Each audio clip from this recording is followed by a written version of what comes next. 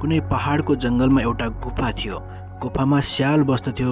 स्याल बिहान खाना खोज्न बाहिर निस्किन्थ्यो र साँझमा फर्किआई गुफामै सुत्ने गर्दथ्यो।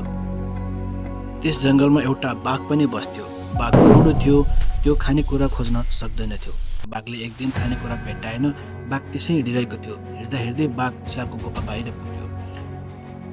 गुफा बाहिर बसी बाघले विचार गर्यो, पक्कै पनि यो गुफामा कोही आउँछ होला अनि म त्यसलाई खान्छु। यति विचार गरेर बाघ गुफाभित्र पस्यो। बेलुका स्याल आफ्नो गुफामा फर्कियो र उसले गुफा बाहिर बाघका पन्जाका छापहरू देख्यो। बाघ पक्कै पनि गुफाभित्रै छ होला भनेर उसलाई जाँच गर्न मन लाग्यो र उसले चिच्याउँदै गुफालाई बोलायो।